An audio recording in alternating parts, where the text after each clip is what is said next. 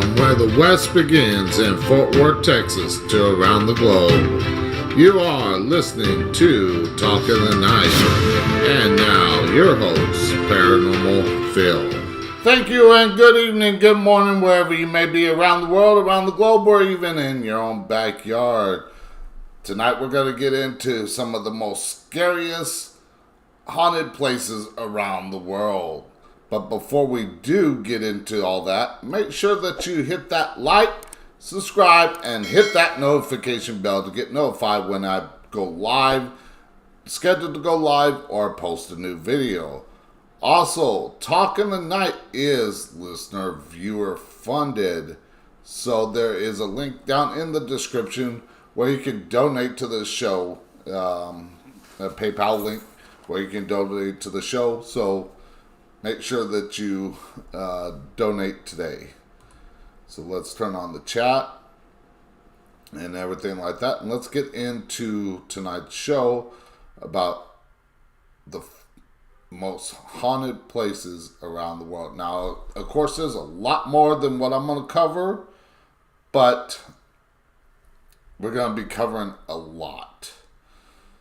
Also, let's mention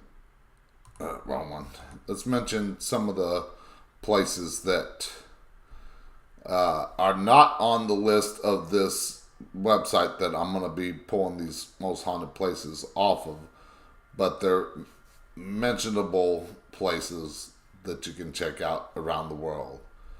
County Offaly, Ireland, Carlsville Castle in Bogota, Colombia, the Casa de la Poesa, St. Louis Cemetery number 1 in New Orleans, Alcatraz Island and Prison, San Francisco Bay, California, Pearl Harbor, Honolulu, Hawaii, Gettysburg Battlefield, Gettysburg, Pennsylvania, Driscoll Hotel, just about 100 miles south of where I'm at in Austin, south of Fort Worth in Austin, Texas, Myrtle Plantation, St. Francisville, Louisiana, Lizzie Borden House, Fall Rivers, Massachusetts, and Bobby Mackey's Music World, Wilder, Kentucky. So, before we get into the list, the first place we're going to be talking about, and I want to pull that up, is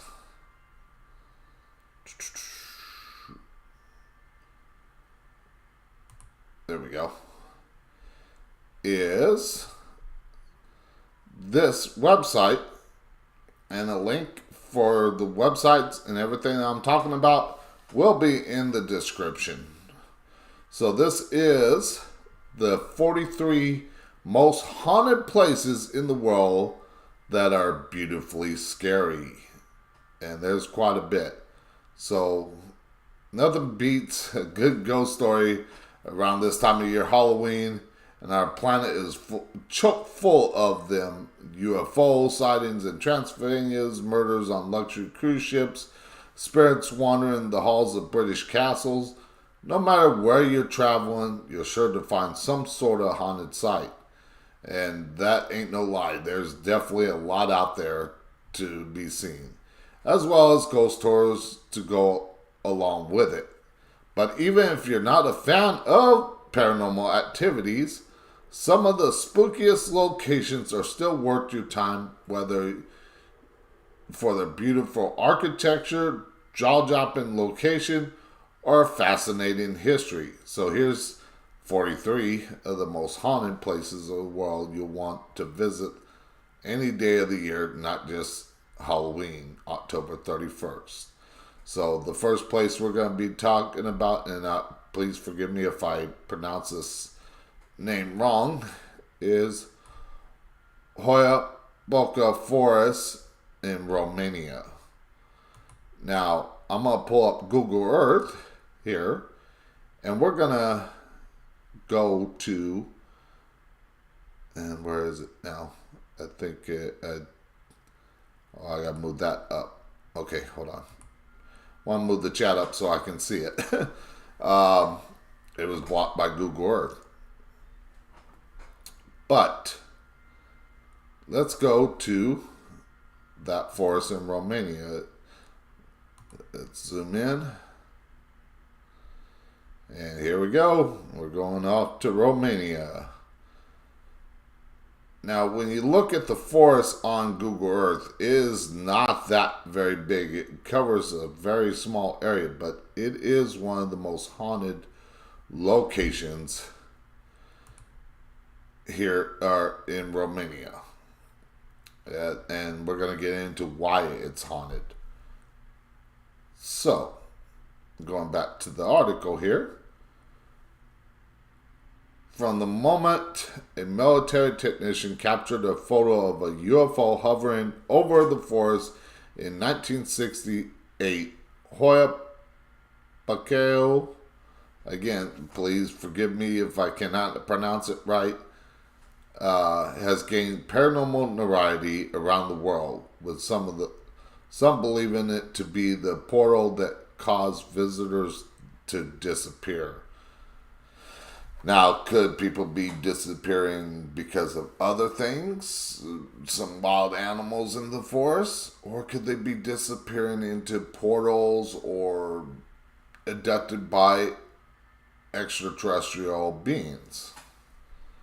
Now, those who have passed through the forest without being zapped into another realm have reported rashes, nausea, the feeling of anxiety, according to the Independent, known as the Bermuda Triangle of Transylvania. The spooky curved trees that populate the forest just add to the atmosphere. And you can see that in this image right here. It just looks spooky. It seems like something out of a horror movie. So that's the Hoya Pacquiao forest in Romania. Again, I hate trying to pronounce the name, but I gotta try. Alright, so we're gonna go and talk about the next location on the list, and that is the Fairmont Banff Hotel in Canada. And we're going to zoom in, and this one I can actually get into the street view of the hotel so you can see it. But I mean, you can see it here in the image, but it definitely leads credence when you actually see it in street view. So let's go over to Google Earth and zoom in there. Just a sec. Oops. I did the wrong thing. I want to... Alright. I hit copy instead of paste on Google Earth, and I wanted to do that. So let's hit paste and zoom in to there. It's going to take a moment to get over there, but it's going to zoom in over there, and this is in the Rocky Mountains of the Alberta, Canada. Not too far from the U.S. border. Now, there's the hotel itself, Fairmont Banff Springs Hotel. Now, on Google Earth, all you see is this white-looking thing. But when you zoom in, let's go to Street View. We're going to go to about this traffic circle. And we're going to see it from this angle. Or maybe not. Let's zoom out.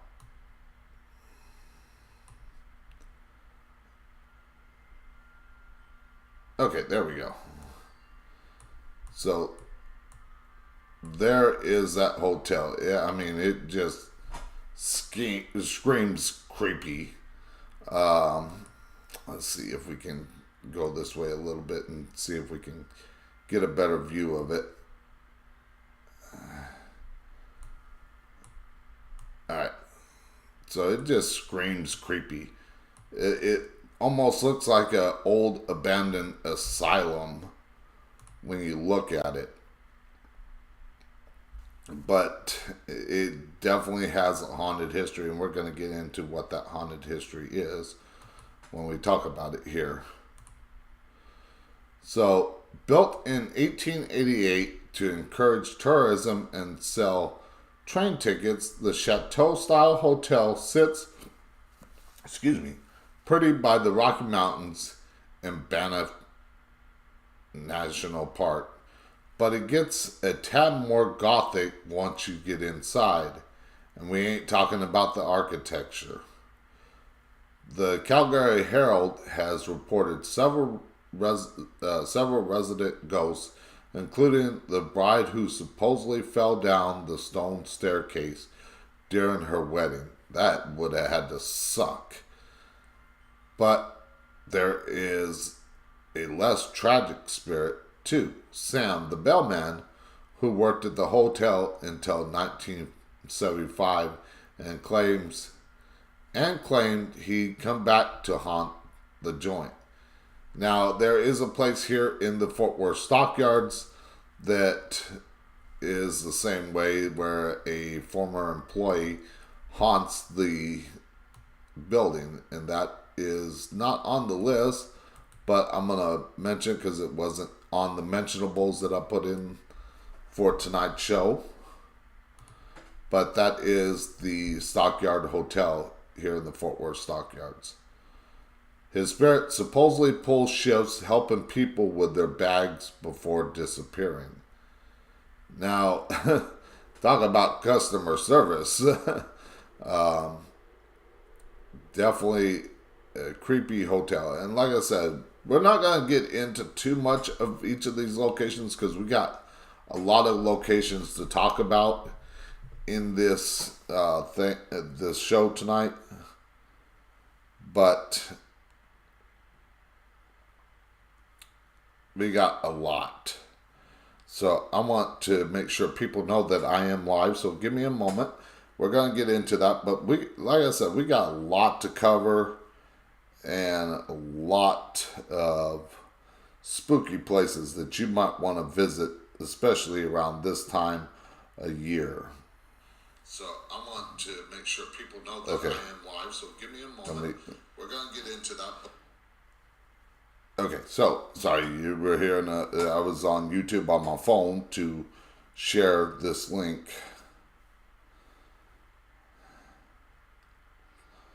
Now,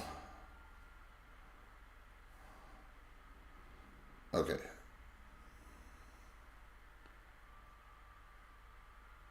Okay, so make sure people know that I'm live. So the next place we're going to get into is a old penitentiary, and that is Eastern State Penitentiary in Philadelphia, Pennsylvania. Now, on my show a while back, I had a guest on that has written a book about this location. And as soon as I get guests back on, I'll probably bring her back on to the show. But right now I'm still working on the whole guest thing. I'm doing these videos like this, just me and you talking. Now, if you come into the chat, say hello. Matter of fact, I'm going to type in the chat if I can.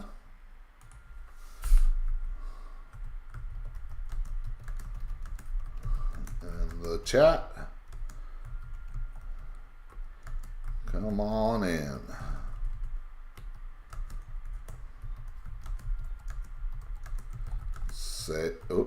Say hi. Okay, just so that you know that I'm in there too. So I'm watching the chat as well. As you can see up in the upper right hand corner above my image, there is a chat there. I will interact with all you viewers watching. So come on in and say hi. So again, we're talking about the Eastern State Penitentiary in Philadelphia, Pennsylvania. So let's go to Google Earth again, and we're going to exit Street View, and we're going to go over to the penitentiary and let you take a look at that. And this is the first time using Google Earth to go to a certain location like this. Now, it might take a moment to focus, but of course the penitentiary is no longer in use because of some of the practices that they did there. But let's see, I think we can get Street View there. All right, so let's go to Street View.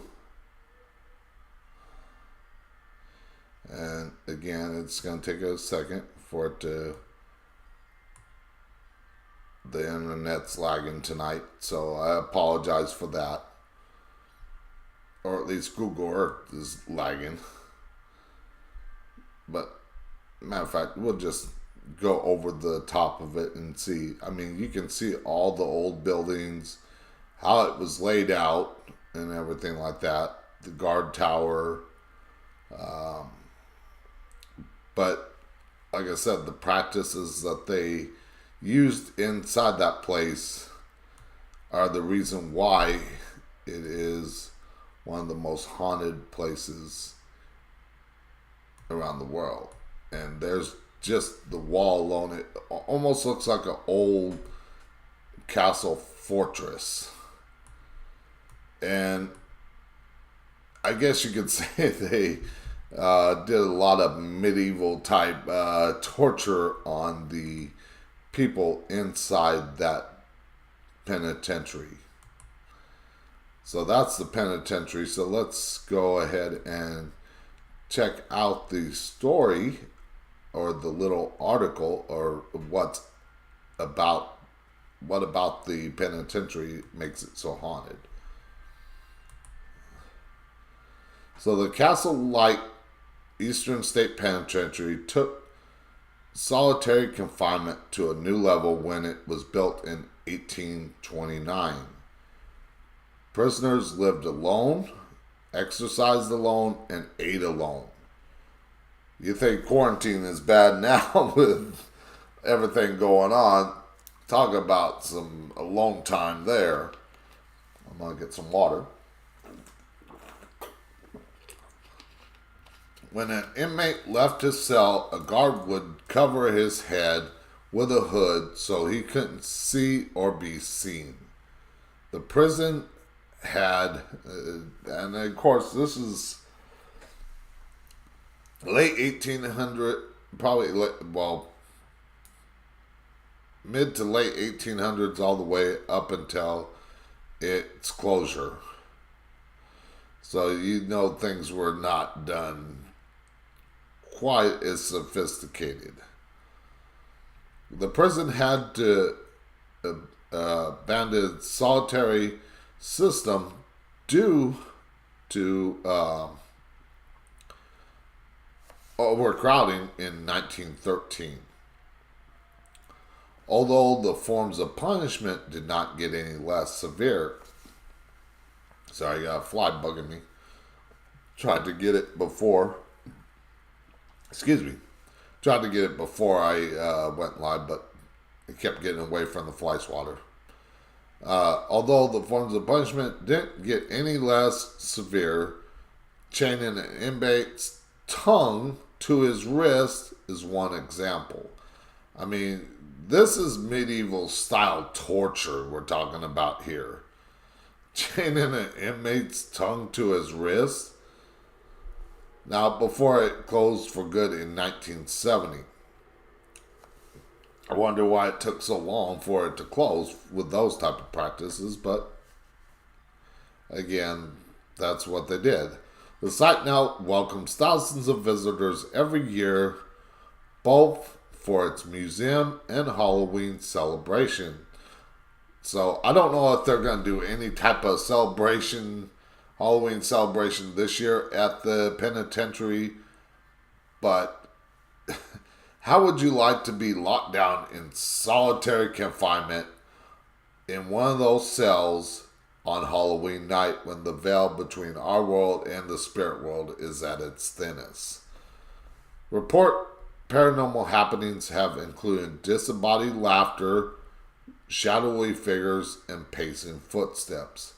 And of course, the torture that they put in some of those people, I guess, to go through that kind of torture had to be diabolical to have that disembodied laughter. Or maybe it was some of the guards that still haunt the place. So that's that. I mean, again, I don't think they're going to do any kind of Halloween thing, but you never know. So the next place, we're going to go all the way over to India and Hangar Fort, India. I think the B is silent, if I'm not mistaken. But that's the next place we're going to be talking about. But again, we're going to go over to Google Earth and we're going to check out Google Earth's view of the fort so you can see it. So let's exit out of Street View. Let's hit paste, search, and again it's going to take a second for it to get over there.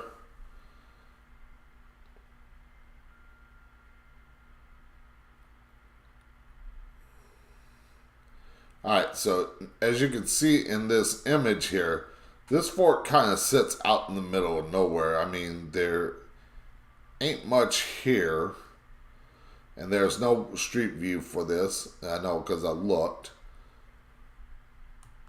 But, like I said, you can see it kind of sits out in the middle of nowhere. I mean, there is, the closest place is probably right here or right here, and probably right there. But I mean, this sits in the middle of the hills, and there is nothing out there. I mean, imagine being a prisoner in the tent city in Arizona, but locked behind not fences but walls. So let's get into the story here and see what haunts this ancient fort. And of course you can see the fort is in ruins. Now, located just 100 miles southwest of New Delhi, India, the lush ruins of Hangar Fort are made for a curious juxtaposition. I'm pronouncing it wrong, I know. Juxtaposition, I don't know if I'm pronouncing that right, but against the desert landscape, and I'm not even going to try to pronounce that name right there. But just Han, well, I just did.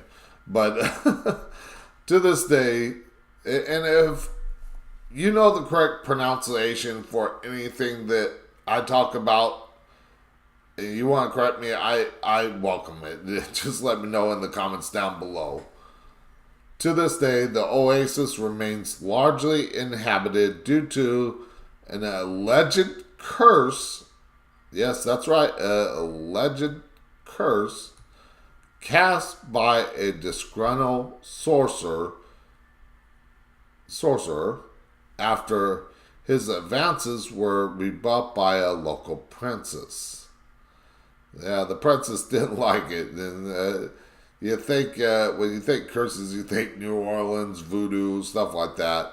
But yes, they put a curse, supposed alleged curse, on the place after you got turned down by the local princess. If you prefer your trip to skew more spiritual than haunted, Traveler's former editor-at-large, Hanya, I'm not even going to say it. And I know I've said that before and I said it. No, I'm not going to even try. Suggests saluting the sun during a session of pre-dusk yoga at the site. So if you want to go to Cursed Fort and do yoga, you can do that there in India, I guess. All right. So we're 4 in, I think. Oops, wrong one. Should probably close that so I don't keep opening that. I don't need it. Yeah, the fort was number 4, and we got a whole lot to go, and an hour and a half left in this show. So the next place on the list, we're going up to France to the Chateau de Brissac,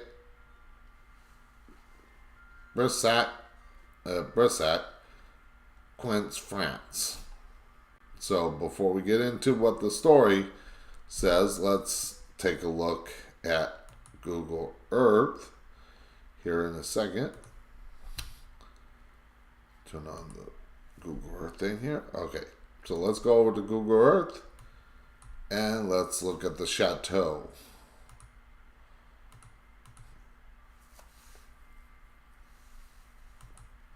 Okay, taking a moment. All right, so this is, I'm just gonna zoom out so you can see where it is in France. And you got Paris. It's up on the northwest coast, good distance from Paris.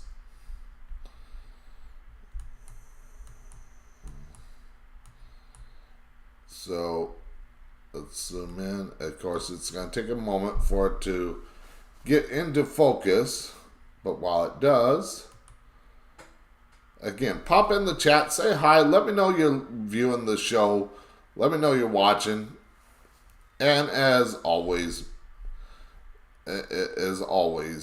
make sure that you like, subscribe, and hit that notification bell to get notified when I'm posting live. Now, again, this is the first time that I've used Google Earth on a live stream, so it's been a little slow on the connecting to things here or getting a view of it. So I apologize for that, but we'll get it in focus here in a second.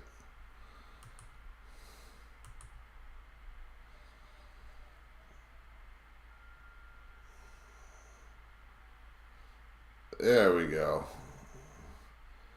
And there is the chateau, as you can see, with the 3D image of looking at the thing. I think I can do street view on this. Quite possibly. Maybe. I mean, this is ground level. It's not showing the... Oh, there we go. And of course, I would pick a spot that's covered by trees.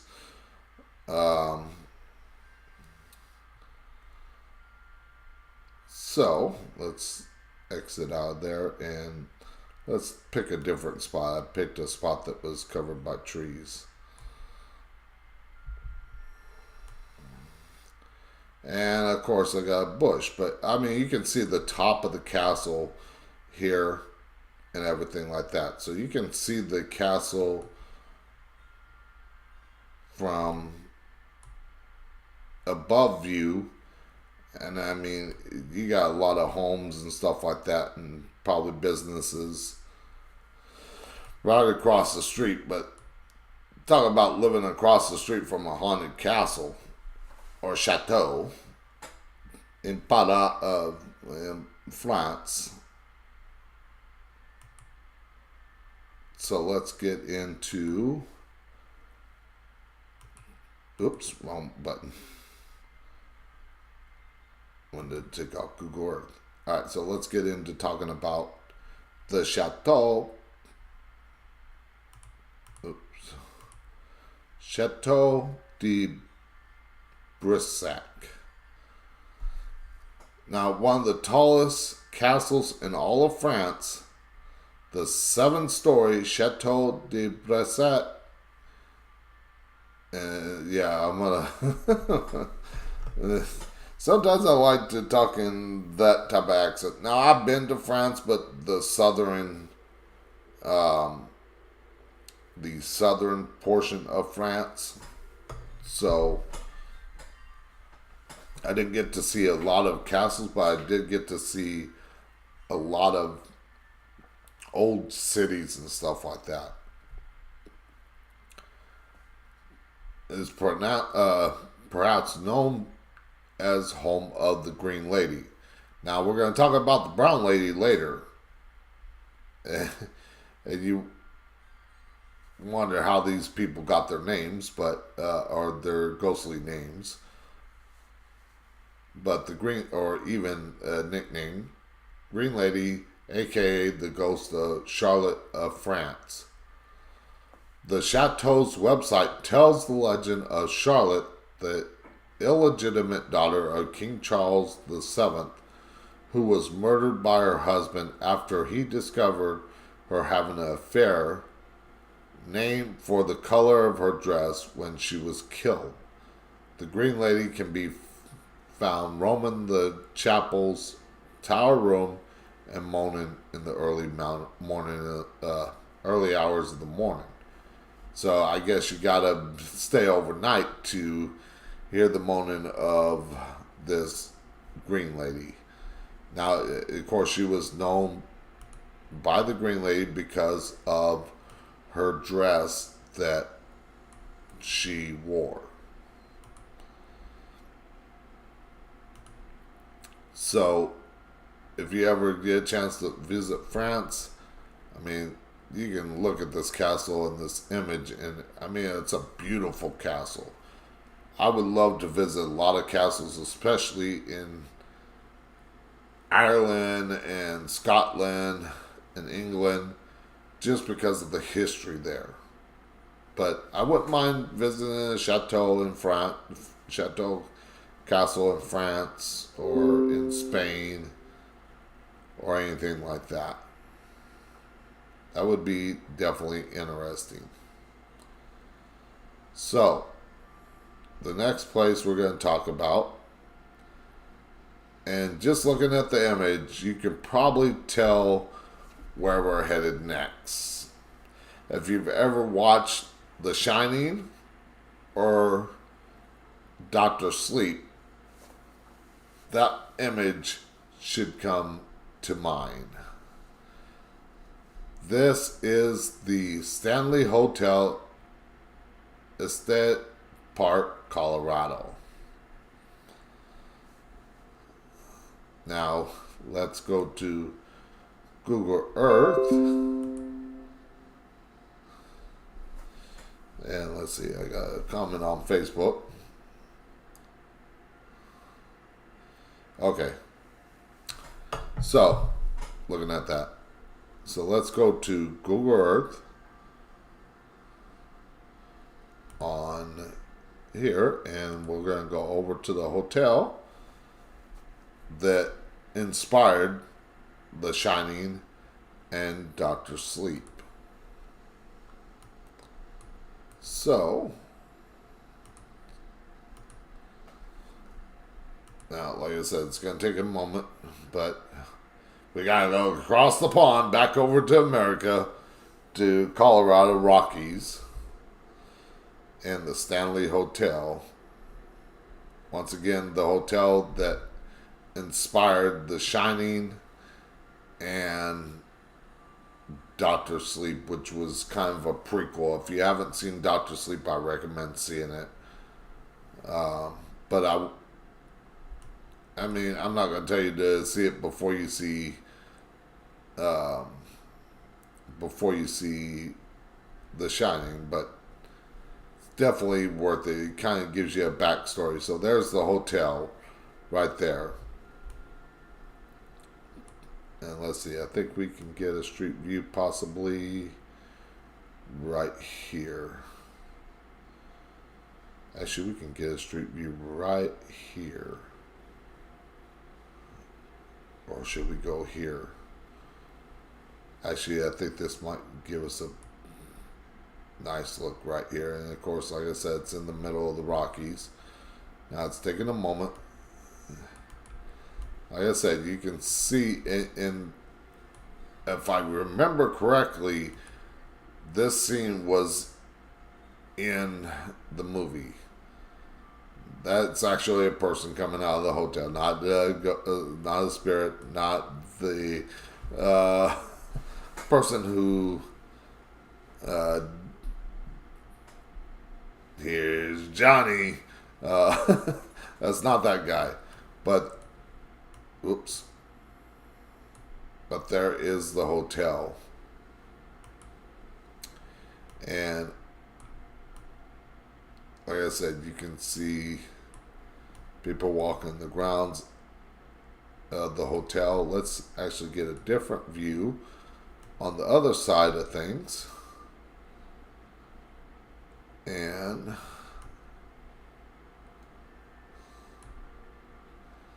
see what we got here. No thing, but I mean, you can see the back of the hotel and everything like that. But like I said, if you ever seen The Shining, that's that place right there, the Stanley Hotel. So let's get back to what this website says about the Stanley Hotel and its haunting. And again, like I said, if you've never seen The Shining or Doctor Sleep, I recommend watching them, and you'll know a little more about this place. So the Stanley Hotel's stately Georgian architecture and world-renowned whiskey bar have lured travelers to Estes Park, since opening in 1909, but the hotels reached new levels of fame after inspiring Stephen King to create The Shining, or The Shining's fictional Overlook Hotel. That area association, aside many other ghost sightings and some mysterious piano music, have been connected to the hotel, and the Stanley Hotel leans into its reputation with nightly ghost tours, psychic consultations from the in-house Madame Vera. Now, I would love to visit that hotel and just explore and see what kind of hauntings that led Stephen King to write The Shining and Doctor Sleep. So the next place we're going to talk about is another cemetery that kind of looks like the St. Louis Cemetery number 1 in Louisiana, with these above ground tombs. But this place is in La Recoleta Cemetery, Buenos Aires, Argentina. Again, like I said, the above ground tombs look like a scene out of New Orleans, St. Louis Cemetery in New Orleans. So we're going to go over to Google Earth once again and zoom in. Let's see, Google Earth here. Let's say goodbye to the Stanley Hotel and head on over to Argentina, if they'll let me go.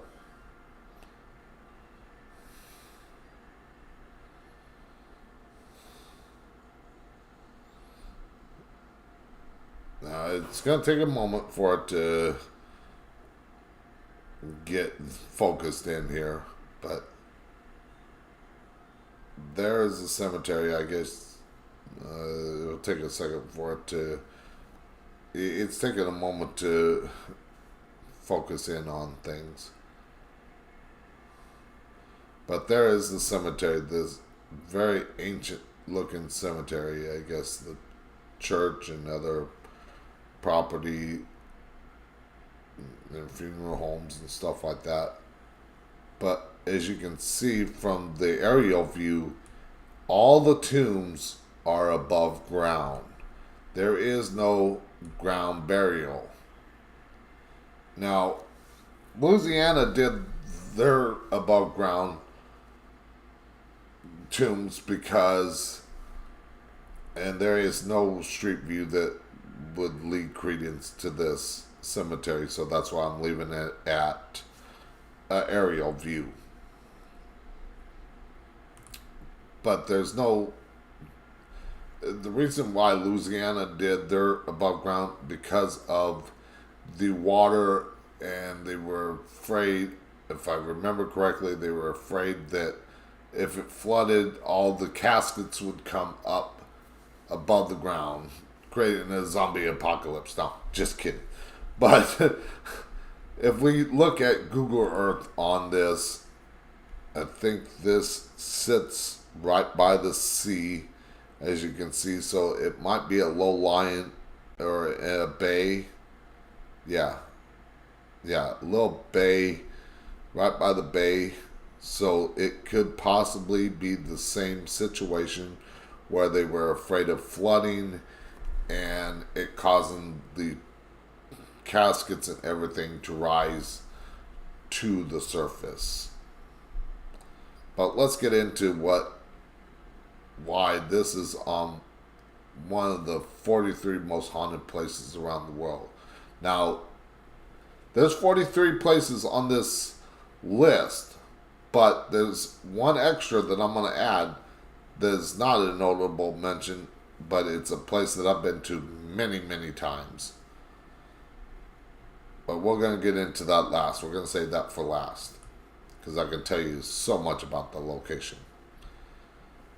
So you don't have to be religious to be moved by La Recoleta Cemetery, which features thousands of statues, mausoleums, fairy tale grottos, and crescent tombstones, as well as the remains of Argentina's most iconic figure, Eva Perón. The stone walkway and the labyrinth of mausoleums are as beautiful as they are eerie. And I guess you could say the same thing about St. Louis Cemetery #1 in Louisiana, New Orleans, Louisiana. And Recoleta has a couple of haunted legends of its own. One of the most famous stories involves David Arleno, a former gravedigger and caretaker who worked at the cemetery for 30 years before killing himself. Today, people report hearing Aleno's keys jangling as he ghost walks the pathway at dawn. So, even though he killed himself, he's still keeping an eye on the cemetery where he is buried. I'm going to get a drink of water because I'm thirsty, and I don't want my voice going away while I'm talking.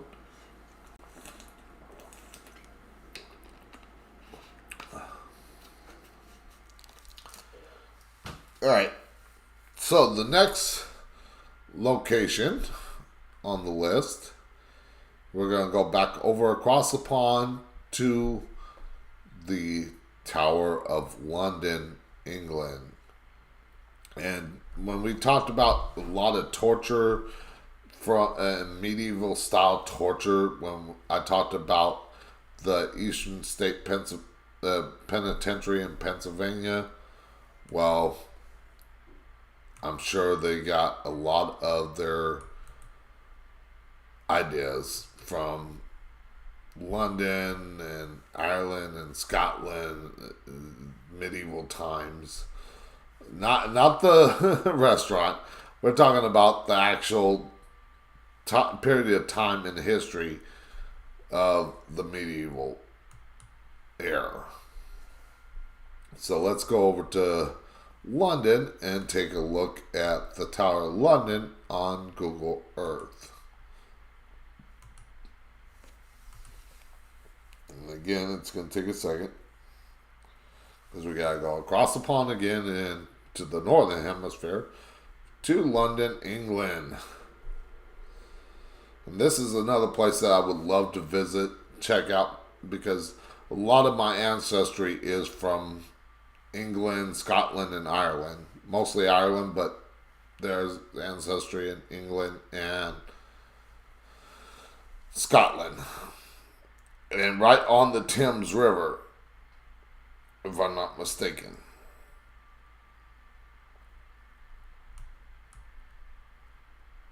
So there is the Tower of London right there in the center. Yeah, a lot of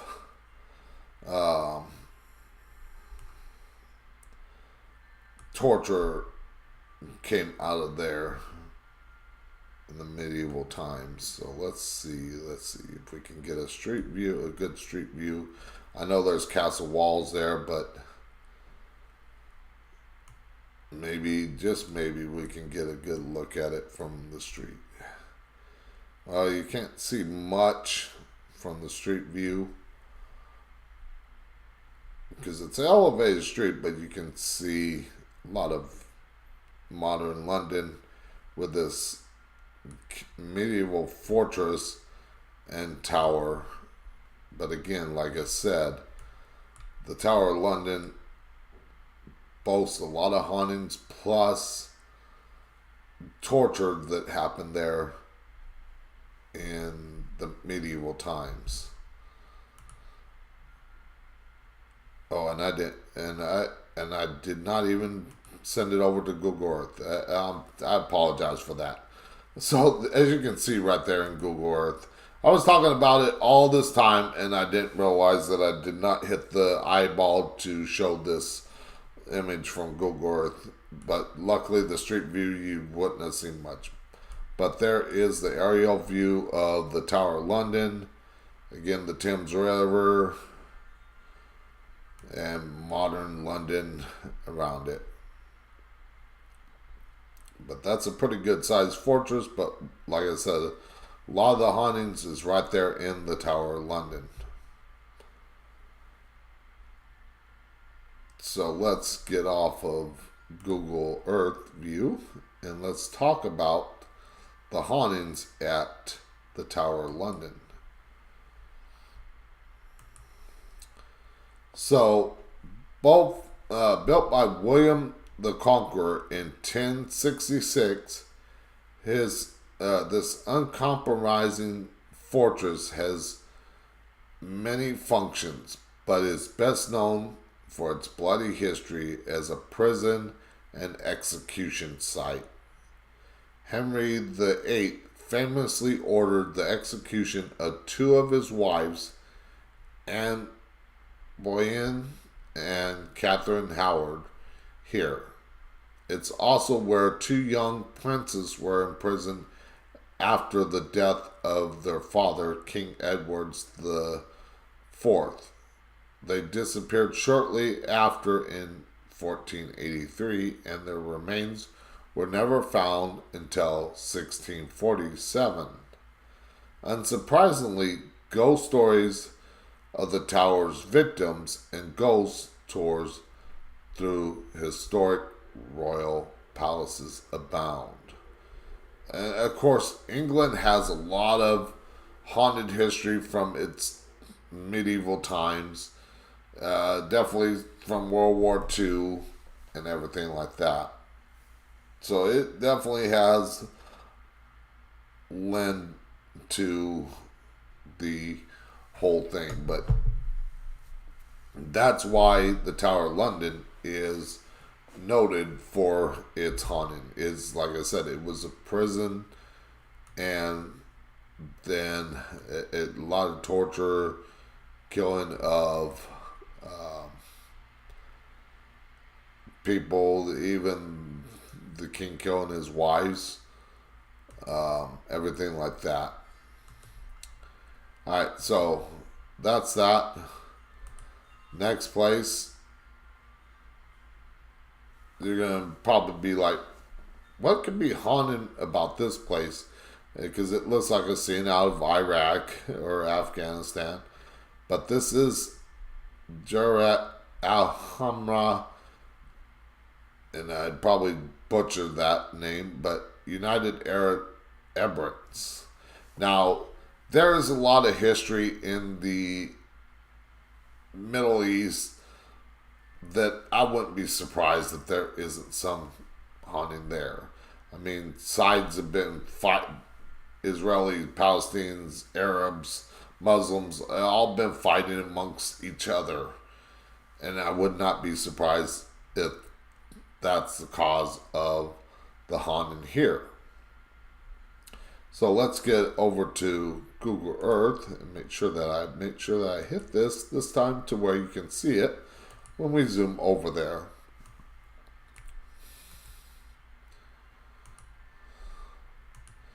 And I'm hoping in this 2 hours that I'm live that I can cover all these places.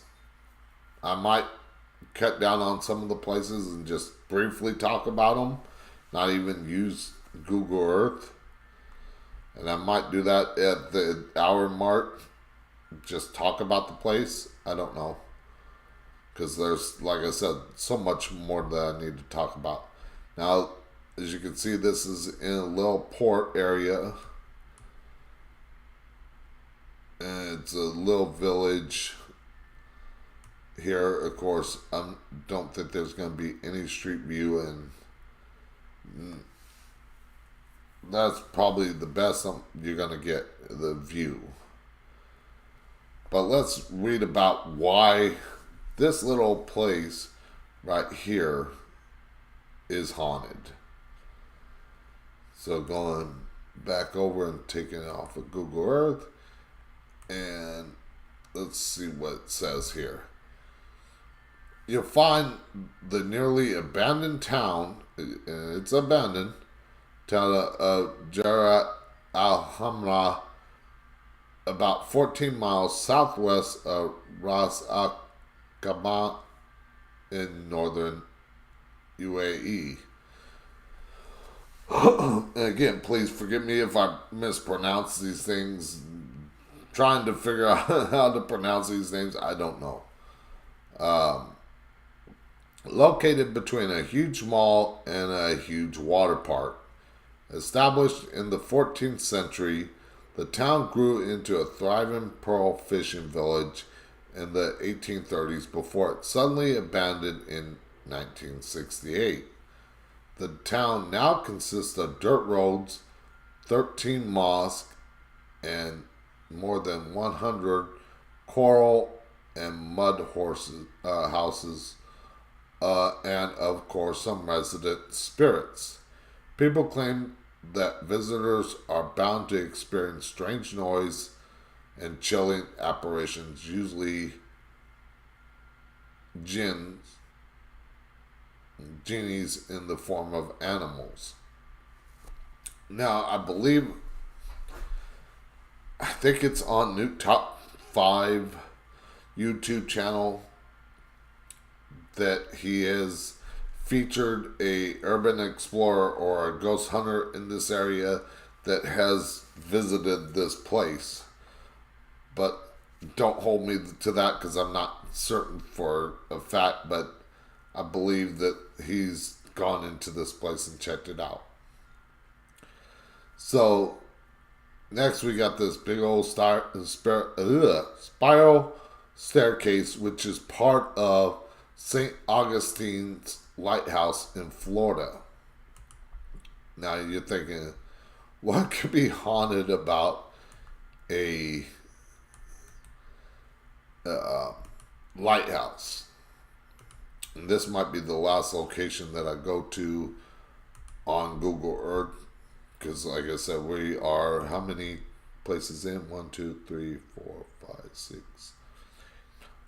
Yeah, this is 10 in. We got 40 to go. So this is the last one I'm going to talk about using Google Earth. You can, if you got Google Earth, you can check it out for yourself. But we're going to talk about this one with the Google Earth. Or show you in Google Earth before talking about it. So let's zoom in over there, go back across the pond, as they say in the military. And let's check out this lighthouse in St. Augustine, Florida.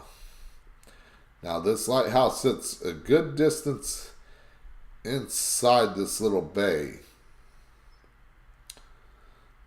And you're thinking, why is it not like maybe out here on the island, this island, to where it could shine out? Well, we'll probably find out. But zooming in, of course, it's a little distorted, but it's a beautiful looking lighthouse, especially with the staircase. But again, Google Earth is being a pain in the butt tonight. Wanting to give a bad view of the lighthouse as it comes into view here. Like I said, there's the lighthouse, but again, it sits a good distance away from the coast, as you can see. And all you got these shipping lanes right here where people got docks and stuff like that. But let's take a look at why this lighthouse is haunted. And again, that's the last one that I'm going to do Google Earth. You can do a Google search if you want to check out these places. There's a link to where of this list of 43 most haunted places in the world. You can copy and paste the name of it, go to Google Earth, paste it on there, and check out the places yourself. The St. Augustine Lighthouse is visited by nearly 225,000 people annually. But it's just as well known for its otherworldly visitors. Several tragic events that occurred at the now historic site have contributed to the alleged paranormal activity. The ghost of a lighthouse keeper who fell to his death while painting the tower has been spotted, watching over the grounds. And ever since the horrific death of 3 young girls who drowned when the cart they were playing in broke and fell into the ocean, visitors have claimed to hear the sounds of children playing in and around the lighthouse. So this leads credence to the death doesn't have to happen on the location itself or in a building. It could be because of the land. It could be a nearby thing as this. Take the Queen Mary, which I believe we're going to be talking about later on in the show, is Jackie, the ghost in the first class pool. She didn't die on the ship, but she was believed to die not far from the Queen Mary, and somehow she haunts the Queen Mary. Alright, so the next place is not far from where I grew up in Southern California, and that is down in San Diego at the Whaley House. Now, I've never had a chance to visit the Whaley House, but one of these days I will get a chance to visit and check it out myself. Maybe check out or do a video on it for my other YouTube channel, Into the Paranormal, and there's a link for that in the description down below. I got a video coming out tomorrow where we're going to be talking about one location that I'm talking about tonight, or one location that was part of an honorable mention tonight.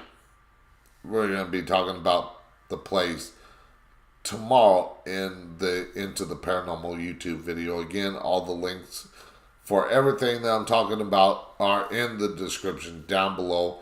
Also, you can follow me on Facebook,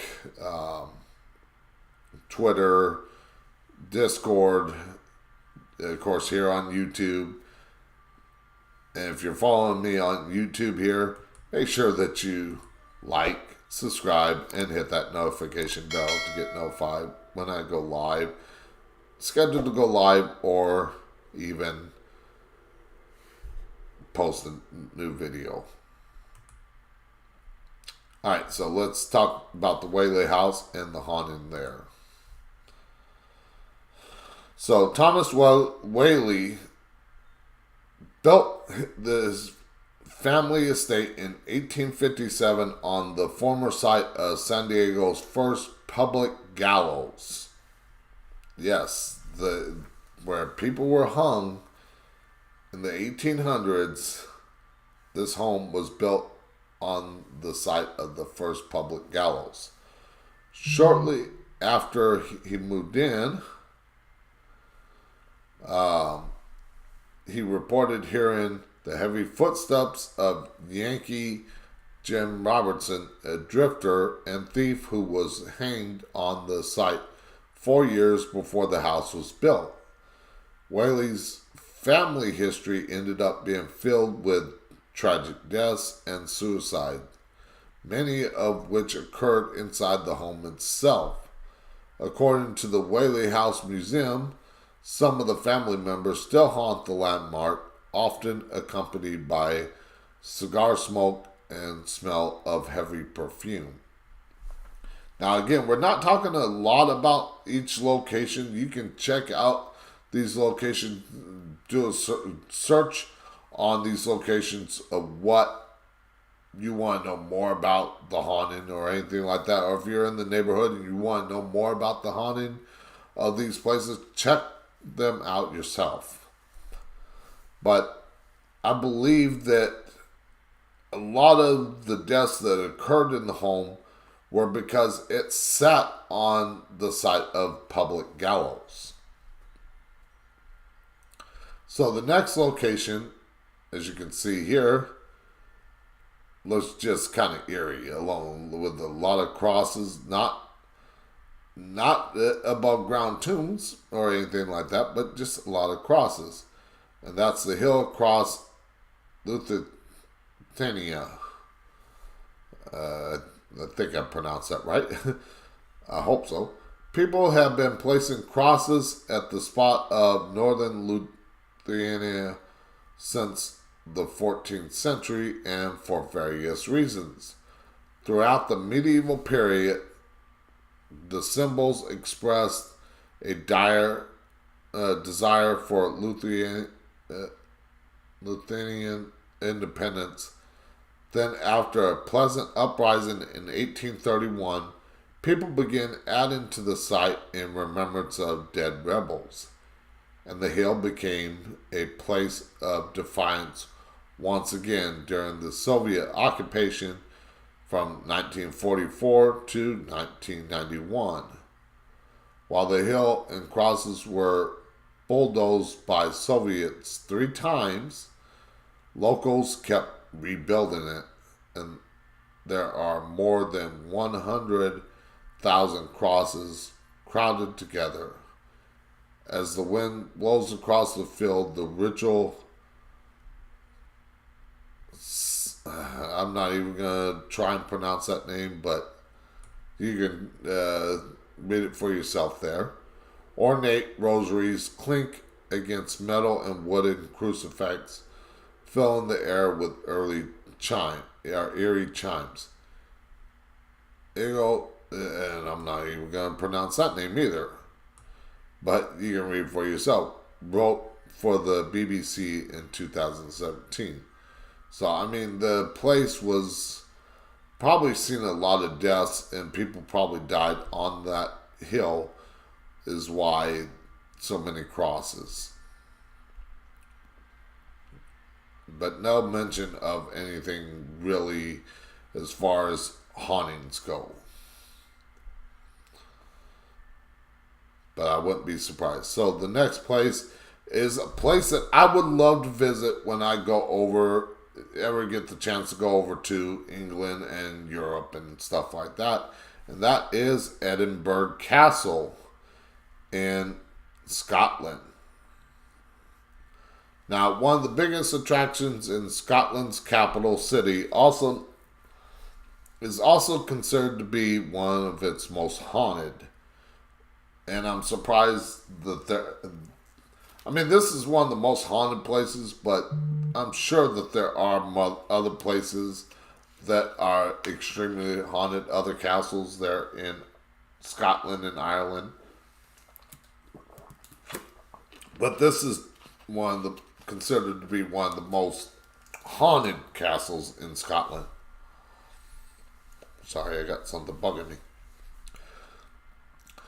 With sections dating back more than 900 years, the historic fortress, ancient dungeons had led visitors to the castle to report sightings of colonial prisoners from the American Revolutionary War, French prisoners from the 7-Year War, and even ghosts of a dog wandering the castle dog cemetery.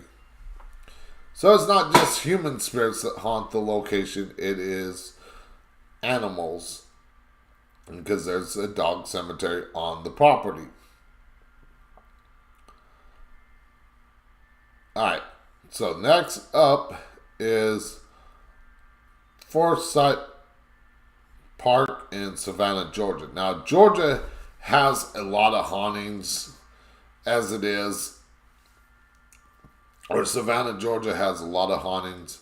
I think I got a friend that lives down that way. So, if I ever make it to Savannah, Georgia, I want to check out some of these places here. Now, this is not because of ancient stuff. But again, the whole city has its own type of hauntings. But let's talk about this park here. The entire city of Savannah is pretty much one giant ghost story, as I mentioned earlier, due in large part to the mysterious tunnels that run below the town's streets, which I'm pretty sure were part of the Underground Railroad during the Civil War. I'm sure a lot of Savannah, Georgia's hauntings are attributed to the Civil War as well. The underground structures play a major role in many of Savannah's most haunted locations, including Forsyth Park, the fountain green space where you probably recognize from a postcard or two. According to Savannah Magazine, doctors at the adjacent Candler Hospital, now the Savannah Law School, performed autopsies in the tunnels below. Maria Pinheiro, a historian and spokesman person for the Ghost City Tours, says these below the surface rumblings make Forsyth Park particularly ripe for sightings of shadowly, now you see them, now you don't, figures.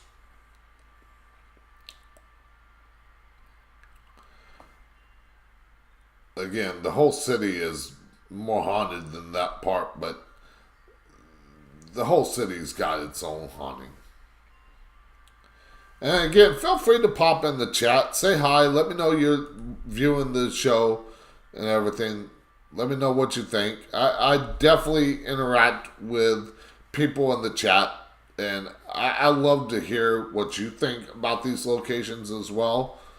So, pop in the chat, say hi. I promise I don't bite hard.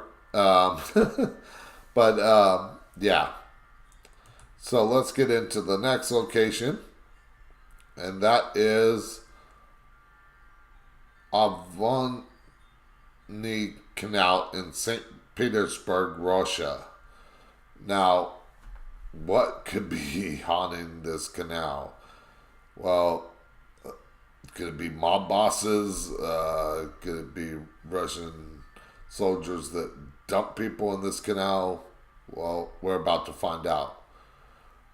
Running 5 miles through St. Petersburg, Avonni Canal goes by another much more sinister name, Suicide Canal.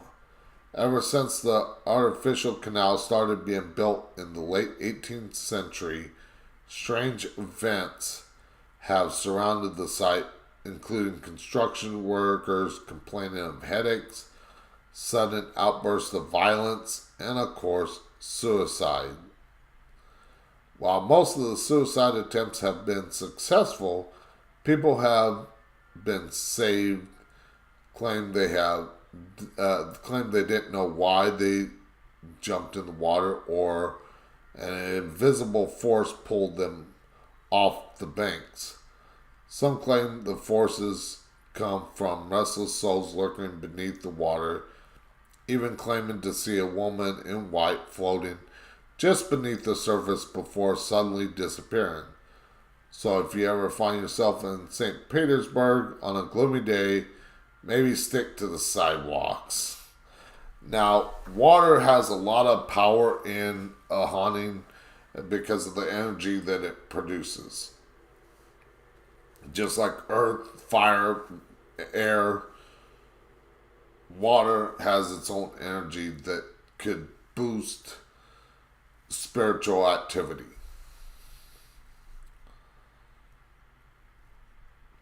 So the next place we're going to talk about is a place in Chicago, Oriental Theater, formerly Hercules Theater in Chicago. And you can see the old building here. And we got places like that in Dallas. I think there's one in Fort Worth somewhere too, but there's a place that's got that marquee looking like thing. Now, ghosts are said to haunt the Oriental Theater, formerly this theater, in the Loop area of downtown Chicago, where almost 600 people perished after a fire famously broke out in 1903, which was the Great Chicago Fire. Writes Alanis Obscurus. Even though the theater was completely rebuilt and rebranded, spirits of the dead remain. Apparitions have been seen in Death Alley, the street behind the theater where bodies were stacked after the disaster, a common stop on many many Chicago ghost tours. So next place, we got another chateau castle type thing, and this is, remember when I talked about the green lady earlier? Now we're going to talk about the brown lady. Of Raynham Hall, Norfolk, England.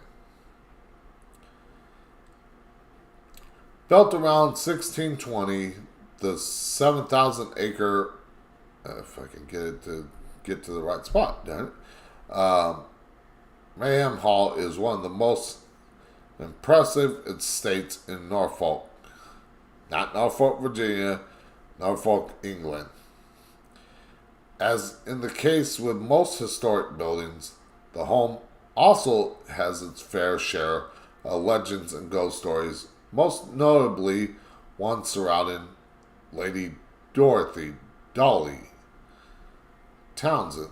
Dolly was the wife of Vincent Turnup Townsend, and the couple lived in Raynham Hall during the 18th century, during which time Dolly was reportedly locked up in the house by her husband.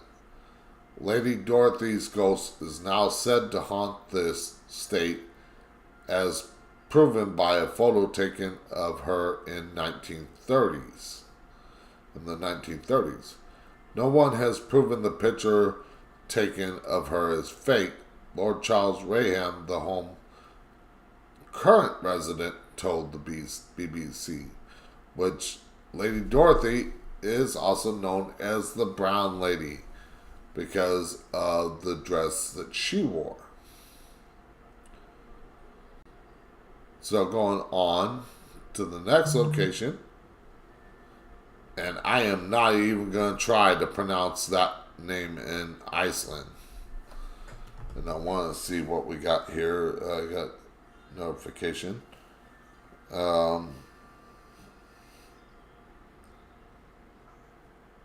Okay. Just forgive me. Getting notifications like crazy. Again, I am live in the chat. I can see the chat. So if you pop in, say hi, I'll acknowledge you. Definitely help me out with that.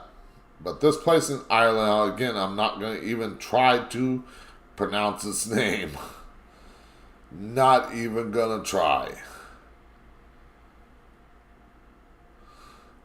Overlooking Reykjavik's waterfront, this house, is most famous for hosting meetings between Ronald Reagan and Mikhail Gorbachev in 1986, a historic moment during the end of the Cold War. And I remember that period because I was in my teens by that time, or close to middle school. I was, I think, 6th grade back then. The house has housed many other famous figures over the years, including Queen Elizabeth, Winston Churchill, and Marlene Dietrich, plus a handful of British ambassadors. It was one such ambassador who first experienced the White Lady. So we have the Green Lady, we have the Brown Lady, now we got the White Lady. A ghost who may believe to be a victim of suicide. The Phantom Lady apparently caused so much panic and distress, the ambassador persuaded the British Foreign Office to sell the house immediately. Now, this next place, not many people can visit. And you're lucky if you get to visit there. And this is the Forbidden City in China. No trip to Beijing is complete without a visit to the Forbidden City, China's former imperial palace. Well, of course, now it's open more, but when it was the imperial palace, you could not visit there. That's why it's known as the Forbidden City. Now serves as a museum, but you might not know that the popular tourist destination has quite a reputation among supernatural enthusiasts. During its 600th tenure as a palace, the complex fair share of murders, whether from jealous concubines poisoning one another or executions performed at the emperor's behest. Darn hiccups. Needless to say, there have been many reports of strange phenomena since the place opened to the public in 1940. The most common story involved a woman dressed in white, as most good ghost stories do, strolling around the grounds and sobbing. But to go over to China, I wouldn't. It's just one place I don't see myself visiting. And I've seen a lot of places in Europe. There's places over there that I might want to visit, but China is not one of them. The Queen Mary, as I talked about earlier, Jackie, the little ghost girl in the first class poll, is one of them. This is one side that I've checked out myself. I've actually gone on a tour, but it was me and my then fiance, and we were the only ones on the tour, so the tour guide let me do an investigation because I was talking to him about being a paranormal investigator, which I was back then. Now I'm retired from the field, so I'm more of a consultant than anything. And I talk about it on the show and my other channel, again, like I said, Into the Paranormal. All the links are down in the description. But I had a chance to go on a tour and investigate, and I did not catch her on camera because I did not have my camera out at the time. But I heard her voice speaking to me. And that was Jackie, the little girl in the first class poll.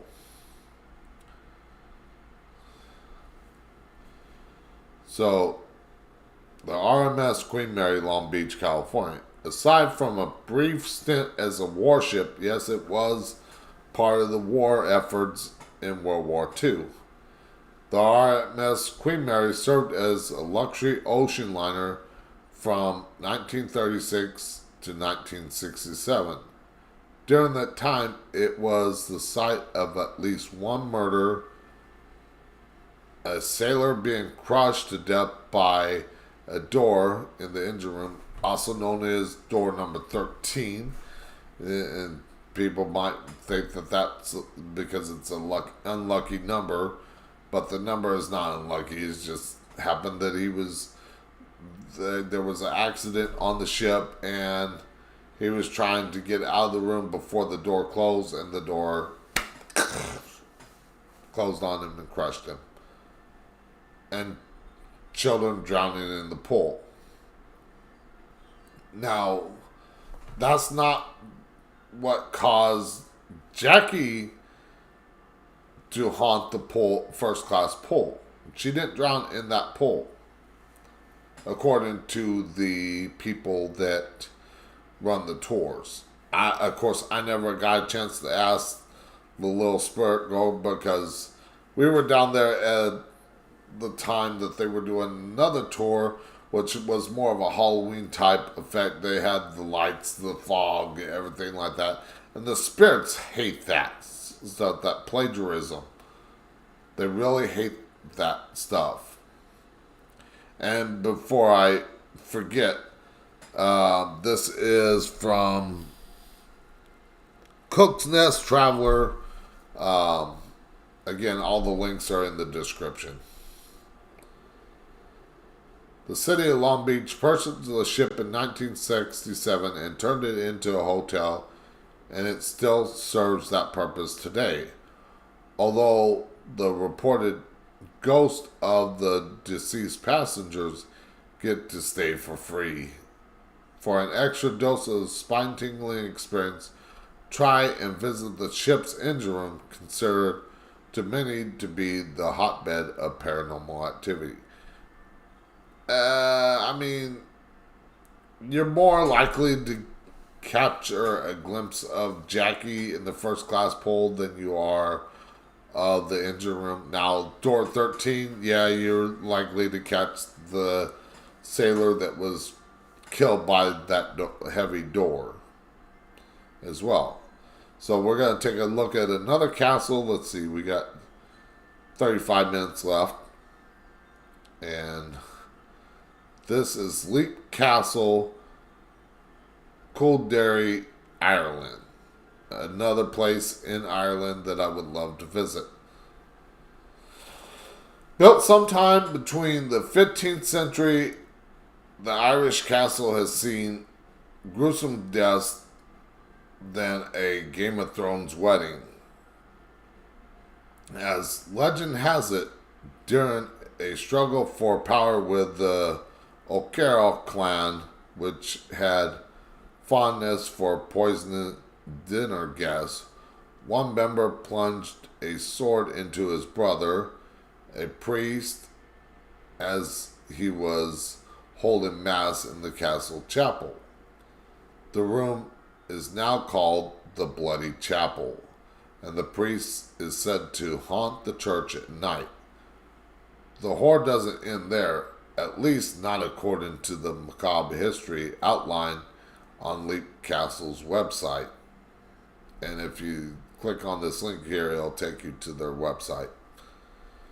During renovations in the early 1900s, workmen found a secret dungeon in the Bloody Chapel with so many human skeletons they filled 3 cartloads when hauled away. The dungeon was designed so that prisoners would fall through a trapdoor, have their lungs punctured by wooden spikes on the ground, and die a slow, horrific death within earshot of the sinister clan members above. I mean, to drop down through this trapdoor, get impaled by spikes, and die a slow death while people above hear your screams and they're not going to help you because they allowed you to go down in that trapdoor. Go down that trapdoor. Yeah, that's gotta suck. Sorry, I gotta get a drink of water. My voice is starting to go, so every once in a while I gotta drink some water. Alright, so the next place is Castle of Good Hope, Cape Town, South Africa. Now, it looks more like a hotel than a castle, but the sprawling building near the shoreline of Table Bay, the Castle of Good Hope, dates back to 1666. And we're not going to get into what most people might think those numbers mean. But those numbers in the Cape of Good Hope. Yeah. Making it the oldest colonial building in South Africa. Originally built by the Dutch East India Company that did a lot of spice trading and also were part of slavery back then. As a replenishment station for ships, the site also served as a military fortress and prison during the Second Boer War from 1899 to 1902. Today, you can tour the fort's many rooms and buildings, including the gruesome torture chamber, but you might want to prepare yourself for a ghost sighting. Back in the 1700s, Governor Pieter van Noot condemned several men to be hanged to death. One of the men cursed the governor from the gallows, and Van Noot died of a heart attack later that day. According to the Castle Good Hope official website, which you can find right here, his ghost has been haunting the battlements ever since. Alright, so next up is Crumlin Road, Gold, Belfast, Northern Ireland. Again, Ireland Scotland, England, they all have a lot of haunted history to them.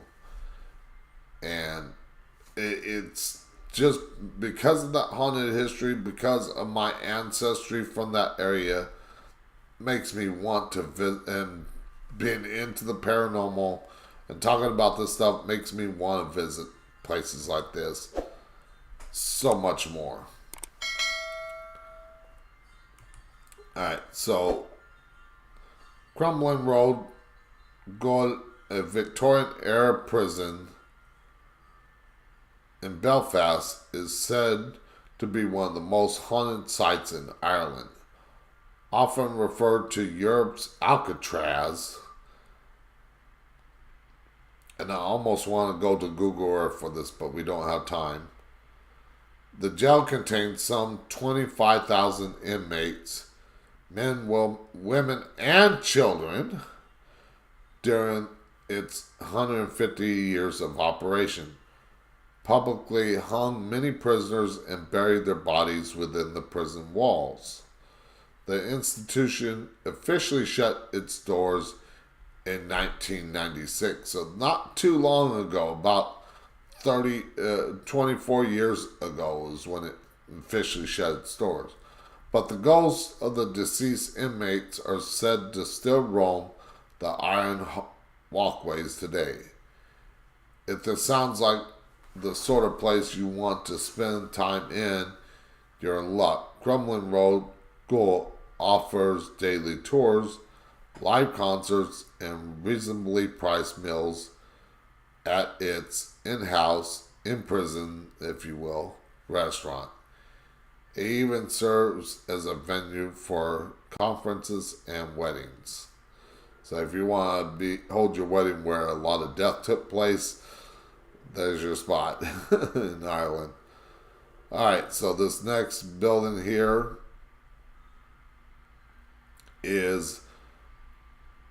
has a lot of history in when it comes to medieval times and back during the time of the plague, the Black Plague in Europe. Pogola, and I know I mispronounced that name wrong, but Island, Venice, Italy. Now this island is off limits for people to visit. But there have been many people that have disobeyed that and gone and visited the island anyways. Less than half a mile from the canals of Venice, Poveglia Island has served as a quarantine zone for the bubonic plague victims, storage space for Napoleon's weapons, and the site of an early 20th century insane asylum. If you were in an insane asylum on an island that was site of quarantine zone for people that had the plague, the Black Plague, bubonic plague, yeah, you probably would go crazy. The asylum played host to horrific medical experiments, reports the Travel Channel, and finally closed for good when a doctor threw himself off the institution's bell tower. Locals still claim to hear an echo chimes from the islands, even though the bell was removed decades ago. It's illegal to visit Poveglia today, but you can see the island and decaying hospital safely from the beaches nearby Lido. Now, like I said, people have disobeyed that. I've seen videos of people that have gone there. I think the Travel Channel, Ghost Adventures, have even gone there. So, now this next image might look familiar, and this is in Paris, France. François. The Catacombs of Paris, France. After a prolonged bout of heavy rains flooded and unearthed the uncrowded, less incident cemetery in the spring of 1780, a wave of rotting corpses tumbling onto the property next door, according to the Smithsonian Magazine. This horrifying event started a 12-year project to move the bodies from Paris's cemetery down into the city's former limestone quarries, eventually packing the underground tunnels with some 6 million bodies. Today, about a mile of the subterranean labyrinth is open to visitors who can take tours of the tunnel and artfully arranged displays of bones. I mean, just how they put human remains together to make that. I mean, that just seems horrible, but they did it.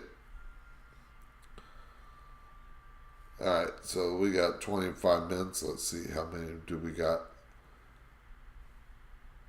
We got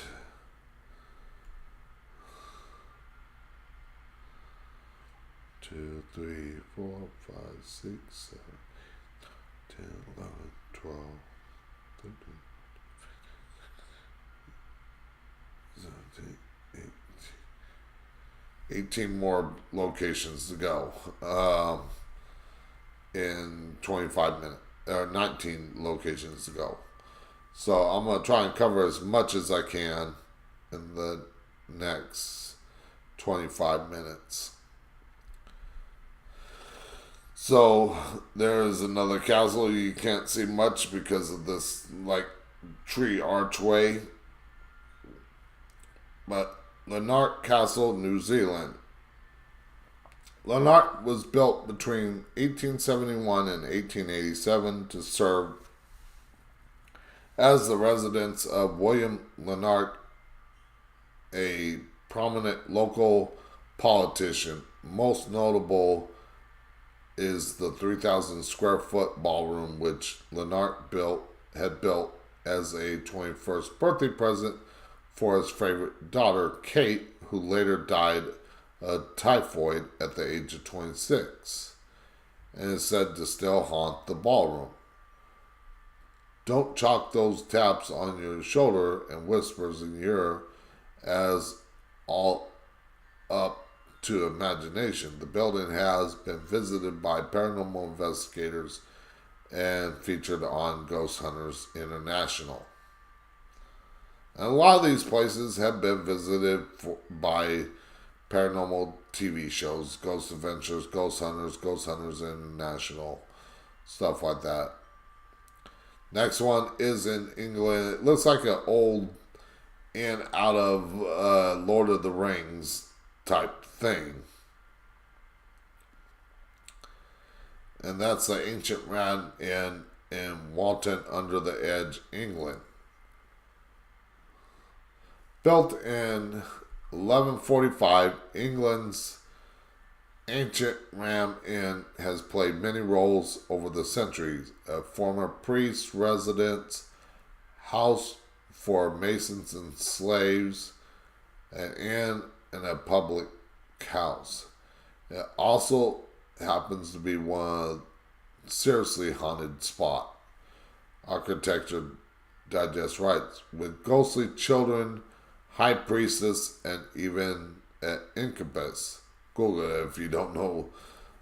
Don't say you weren't warned. Wandering the halls. Guests have reportedly leapt from the windows in a frenzy to escape. Now, you're not jumping out of high windows here. So you might have a drop down there, but you're not really falling that far, especially if you jump out there and land over here on the street. But to leap out of the windows and frenzy to escape, it would probably be something that I wouldn't mind visiting. Yes, I'm crazy like that. Alright, so next up, and looking at the time, we got 20 minutes. Now this is in the Aztecs Mayan area, not so much a house or castle or anything like that, but ancient ruins of this place in Belize. Deep in the jungle of Belize, less than a mile from Guatemala border, this, and I'm not going to even try and pronounce it, is an ancient Mayan ruin that has sat abandoned for the past millennium. An earthquake caused the original civilization to crumble, but the complex was rediscovered by explorers in the 1890s. Since then, this place has served as an important archaeological site, under the radar tourist attraction, and hotbed of ghostly sightings. The ancient city is said to be haunted by one female ghost, a black-haired lady with glowing red eyes, which would lead credence to almost like a demon. Gotta get some water. She was first spotted by one of the earliest research team in 1893 and has been spotted near El Castillo, the tallest building in the complex. Many times since then. No one knows exactly who the so-called Stone Lady is, but many speculate that she may have been a human sacrifice whose death ritual was performed on top of El Castillo pyramid, which was probably on top of this pyramid. Tossed down the stairs or laid on some sacrificial table or something like that and stabbed. Next up, and I'm just going to try and get through this quick. Eden Brown Estate, Nevis, often overshadowed by the neighboring St. Kitts, Nevis.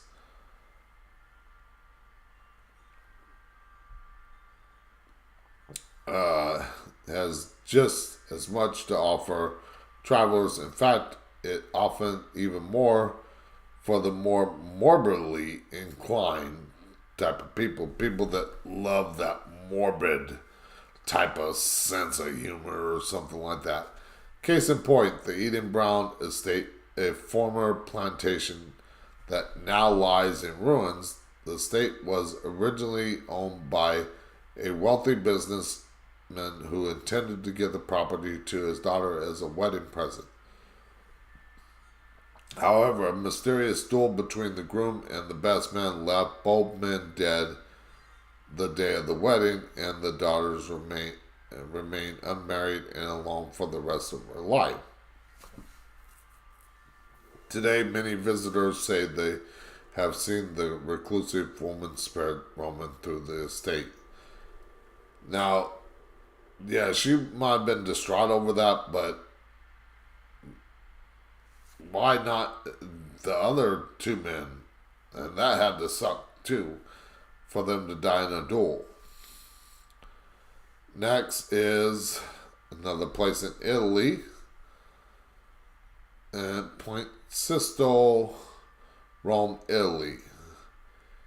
In the city's ancient Rome, in a city as ancient as Rome, particularly every brick in every building has some story that goes along with it. In some cases, those stories are downright creepy.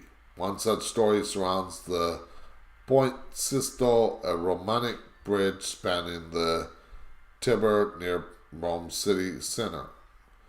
Local legend has it that if you visit the bridge at sunrise, you'll see a charging carriage helmed by the ghost of Olympia.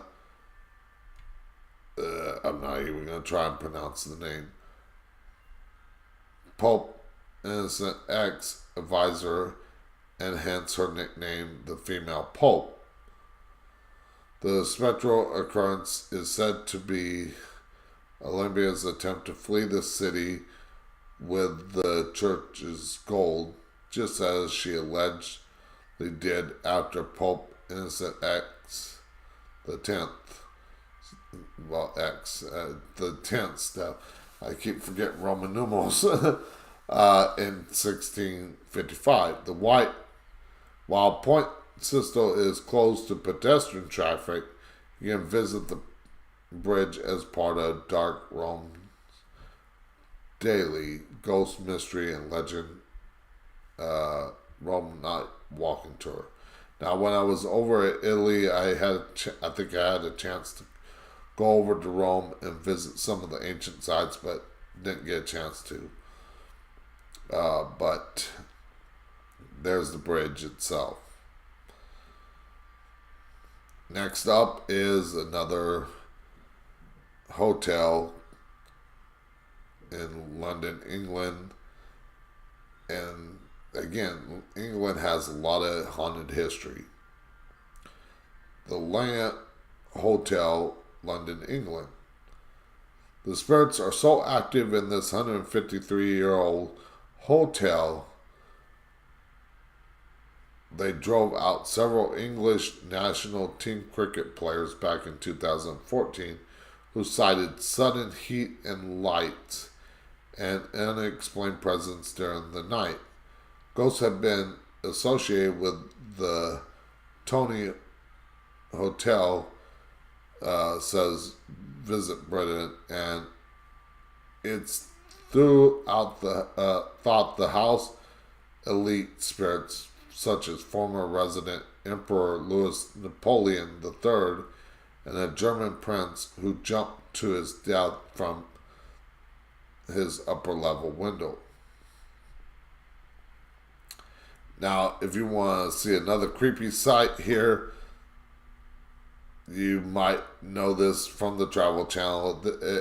And when I was allowed to run a haunted house at an amusement park in Southern California that I used to work at, the last year that I was there, Halloween, I wanted to do something kind of based on this island. And this is the island of dolls. Isle de la Munesque, Island of Dolls, Mexico. Despite its status as a UNESCO World Heritage Site for its well-preserved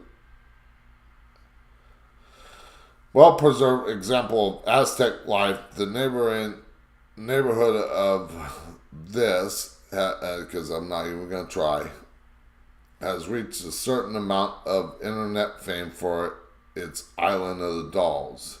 Hidden among the region's many canals, the site is famous for hundreds of dolls and doll parts hanging from trees scattered among the grass. While it might look more like a horror movie set, I'm not even going to try, akin to an artificial island, used to be the residence of now deceased man named Julian Santa Barra. After finding a dead girl's body in the nearby canal, Barra collected and displayed the toys in hopes that warding off evil spirits, reports National Geographic. Yeah, I mean, if you ever get a chance to read the story on that, it's definitely something that I would recommend reading. Daring souls can hire their own boat and view the island safely from the water. Let's see what we got left. We got 10 minutes, so I'm just going to briefly mention the rest of the names on those lists, and you can read about them. Again, all the links are down in the description where you can check them out for yourself. But we just don't have time to go over the rest of these 43. But make sure that you like, subscribe, and hit that notification bell. to get notified when I post new live videos or go live or post new videos or even scheduled to go live, because I want to try and get through this as quickly as possible, because with 5 minutes left in the show, I want to mention what we got coming up for the show. And it's going to be some great shows coming up. Marjorie Vanette Haunted Vinkera Ragunda, Sweden. Again, I might mispronounce some of these names, but please forgive me if I do. Teatro Tapia San Juan, Puerto Rico. Basically a theater there.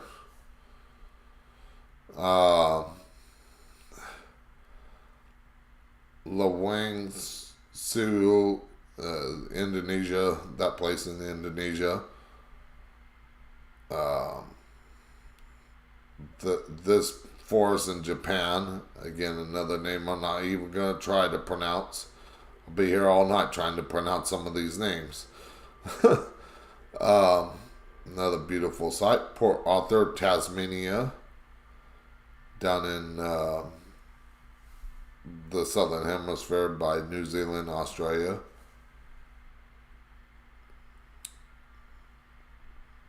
Another great looking building, but this is in India, the Taj Mahal. Yes, the Taj Mahal in India is haunted.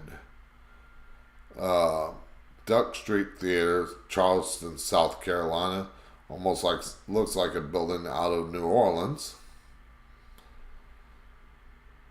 The Winchester House in a Mystery House in San Jose. Now, of course, this house, some believe it's not haunted. It's just weirdly built. But it's one place that I would love to visit just to see if it's haunted, but to also see the oddities of how this house was built by Sarah Winchester.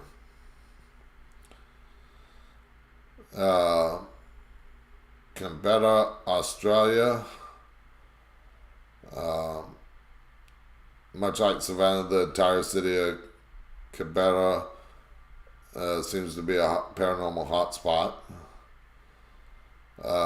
Now, with this building, it looks modern and very colorful. But the First World Hotel in Pahang, Malaysia. Carl Beck House, Ontario, Canada. And that's it for the list. Again, this is from, let me get to the top here, just by scrolling up. This is by the, please forgive me, I don't have my glasses on, I can't see.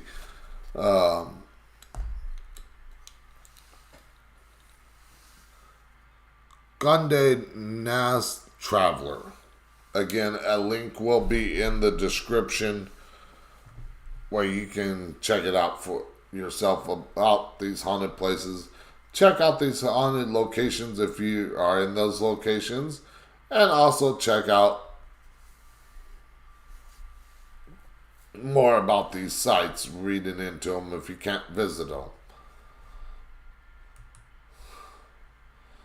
So that's what we wanted to talk about there. Now, I got one last location that I want to talk about. And that's because it's one place that I have visited many times. And this is a video that I'm going to play. So it'll give me a chance to stop talking for a moment. Because we got about 5 minutes. So I want to get into this. And it's only like 3 minutes and 39 seconds. So we're going to play it. We're going to go to full screen. This is the Oman House.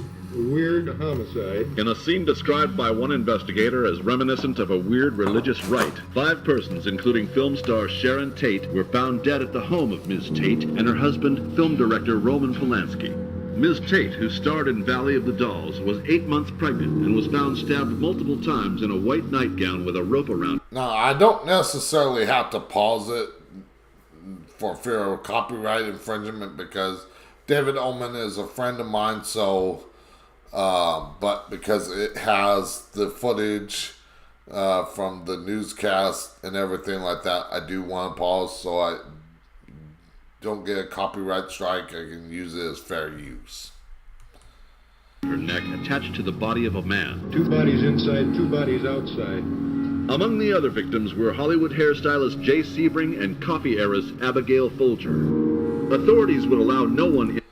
As you can see, that's what the gate looked like back then. But it's a much different gate nowadays. In an unofficial capacity to enter the posh Benedict Canyon property in the hills which overlook Los Angeles. When police arrived, they found the telephone and power lines cut. The bodies had... And you can hear about all this on a ghost tour at the Oman House if you ever get a chance to do those after everything is over with. Been dead for about 12 hours. They were discovered this morning by the maid who ran screaming to neighbors. One officer summed up the murders when he said, "In all my years, I have never seen anything like this before." Now, I think my uncle worked on that case. I don't know if he was at the site during that location, but this is David Oman talking about that. And, of course, the spirit activity at the Oman House, probably one of the most haunted locations in Southern California. That was over 46 years ago. A lot has changed since that horrible night in August 1969. The original house was torn down in 1994 and new houses have been constructed since.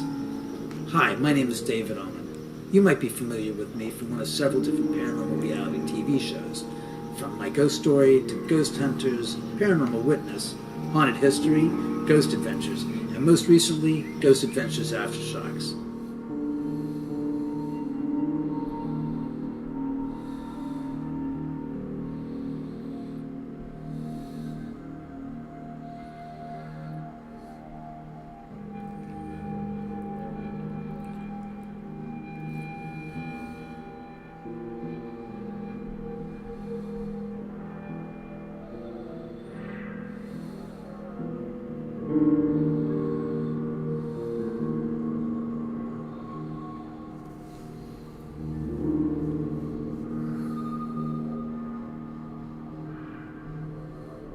Now you're about to see some of the hauntings that go on there. Like I said, visit David Oman's YouTube channel, which I did not put in the description, but this is a link to one of the videos on his channel, so you can always check out the video and click on his name, and it'll take you right to his channel.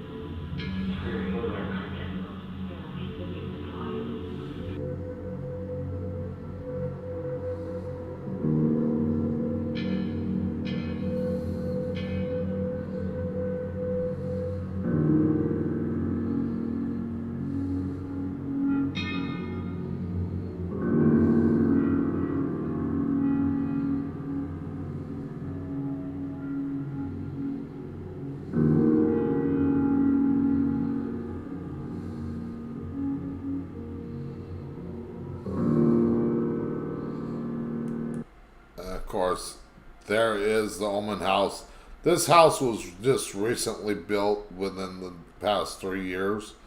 But the houses that were originally there was this one and this one on the night of the murders, along with the Sharon Tate mansion, which sat there before being deconstructed and a new mansion being built there. But this house and this house were there the night of the murders, not this house or the Oman House. Now, this Oman House is more light of a spirit than dark energy. This house next door that was there on the night of the murders, and I can tell you firsthand, I've stayed in that house overnight. It didn't affect me, but there was a lot of dark energy in that home. So let's finish out this video.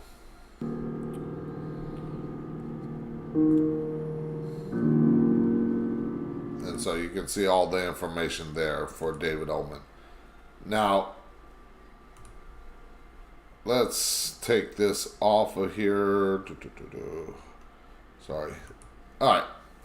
So, again, all the links are down in the description down below for you to check it out. Again, Talking Tonight is listener, viewer supported, so visit the PayPal link down below and support the show to help me produce more great content. Now, I know it's already after 10 and I'm ready to get out of here, but I got some things that I want to mention before I do head out of here. What we got coming up next Saturday, as I do a live stream every Saturday, so pop in the chat, say hi every Saturday night, let me know that you're watching and everything like that. And as usual, make sure that you like, subscribe, and hit that notification bell to get notified when I schedule to go live, when I go live, and when I post videos, if I do any videos that are not live streamed. Also, like I said, every Saturday night I'm live here on the Talking Tonight YouTube channel, 8 p.m. Central Standard Time, every Saturday night. Now, there's a couple of nights that I'm gonna get into that in a moment, that I'm gonna be live streaming that is not on a Saturday, and I'm gonna mention that in a second. But I want to mention what we got coming up for the next 2 weekends. Next weekend, we're going to be talking about the history of Halloween as we continue Spooktober. We're going to get into what the holiday, how the holiday came apart, about some of how the traditions came about from ancient pagan Gaelic festival traditions before the Christians took over those traditions and kind of made it their own. We're going to get into how the history of Halloween and Samhain came in. Samhain was what Halloween was known about before it was called Halloween. So we're going to get into the history of Halloween. Then on Halloween night, we're going to be live on Halloween night at 8 p.m.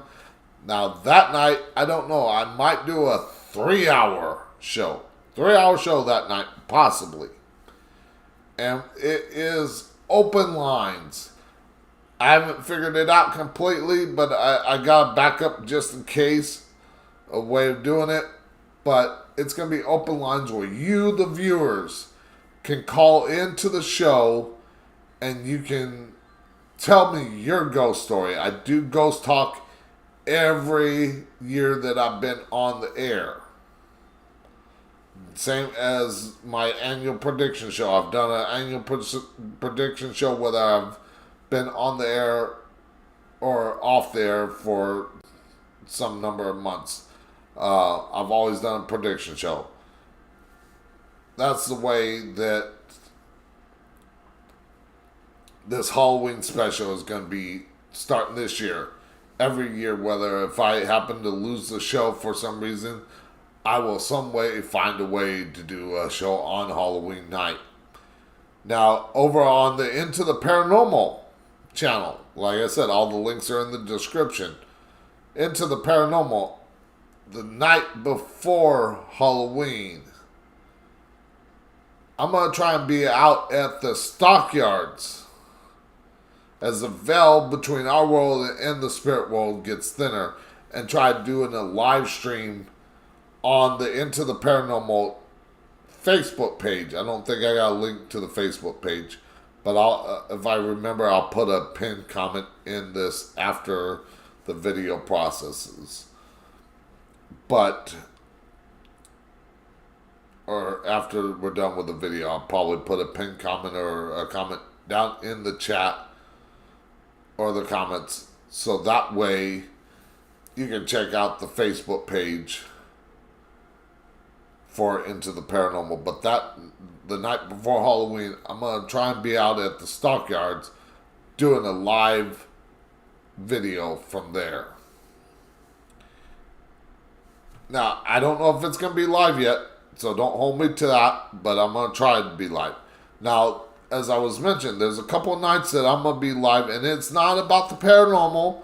I know a lot of people like hearing about the paranormal, but this show covers a lot of topics. So, this coming Thursday night, I'm going to be live streaming here on the Talking Tonight YouTube channel as we talk about the, and I'm going to do it an hour before it. We're going to talk about the presidential debate. We're going to be having that on, and we're going to talk about the presidential debate. Also, November 3rd, which is Tuesday,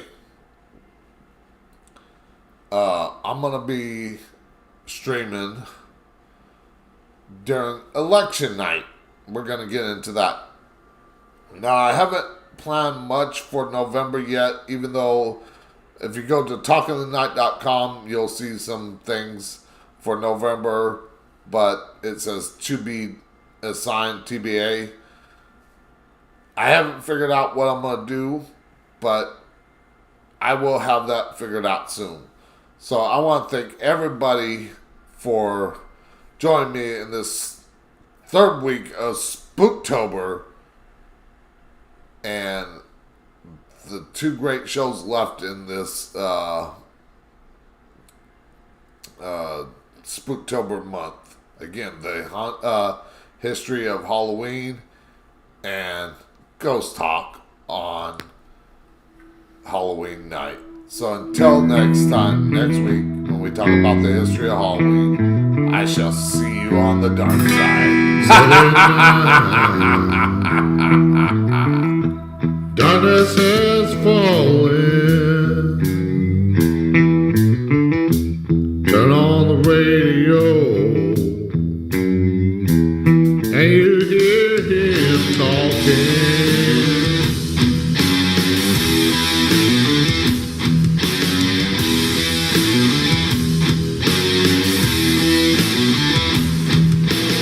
Listening to what he has to say, all about paranormal and all of the things. When he sounds off, you can hear